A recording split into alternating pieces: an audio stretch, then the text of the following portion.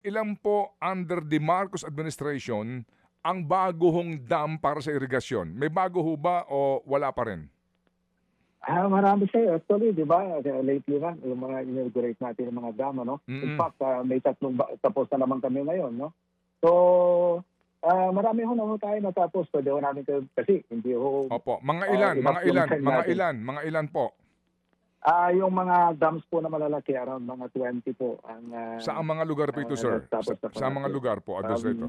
Sa mga lugar? Buong Pilipinas naman po. Yung una po, itong sa North, yung Solbec, ano po. Marami po hanggang Sir, naman po. Papadala namin kayo ng report. Administrator, huwag kayong magmadali. Yes, sir. May oras po tayo. Sige. Saan ang mga lugar? Opo, at ano mga dam? Saan po ito? Yung sa Bohol natin, sir, ilang Kalunasan Dam, Mabini Kayakay, yung sa may Sorsogon, tapos din po kami dyan, Quezon, ano po, sa may along, lately lang, nag-inaugurate tayo sa Region 12.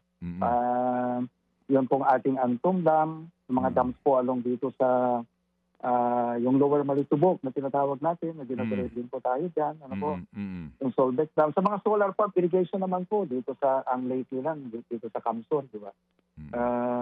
Yung Camarines Sur, sinasabi nga ng farmer doon, dati-dati, nagbabayad sila ng 400,000 pesos per scrapping season, per month, ano po? At ngayon, wala na silang binabayaran. So marami naman pong nagawa na po ang NIA, sir. Again, pati ho yung sinasabi nyo Balog-Balog Dam, kung magpadala ho kayo ng team ninyo ngayon doon, nakikita nyo po na naka-full blast po yung construction. Naka-full blast ang construction? Yes, sir. Kahit gabi, nagkatrabaho po sila doon. Kailan po tapos ito, sir, itong Balog-Balog? Ang talagang target namin dyan, sir, 2029, pero sikapin po namin tapusin yan 1 year ahead of the schedule. Sino ngayon ang bagong contractor niya? Quadruple, hinigpitan na po namin yung ating qualifications, kaya po quadruple A contractor po ang gumagawa dyan ngayon dahil alam niyo, pag quadruple A talagang mga legitimate contractors ito. Santa Clara Construction po ang gumagawa dyan ngayon. Taga saan to? Manila-based naman po siya, pero quadruple A contractor po siya. Kayo po, Pwede po nagkakabali sa buong Pilipinas.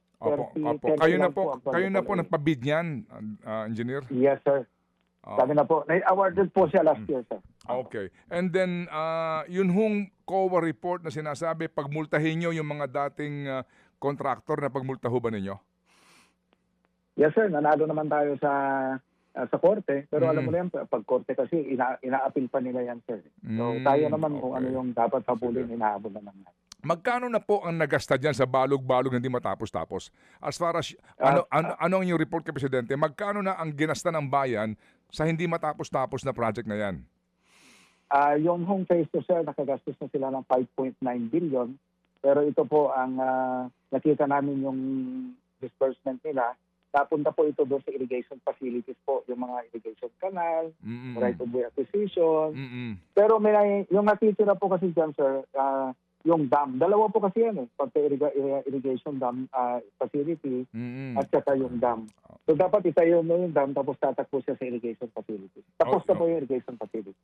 Mga kapatid, patuloy po kayong tumutok sa 105.9 True FM para sa totoong balita, impormasyon, music and entertainment. Mag-subscribe sa aming YouTube channel at podcast at sundan nyo kami sa Facebook, Instagram, X at TikTok sa True Network PH. Bisitahin din po ang aming official website, truefm.ph.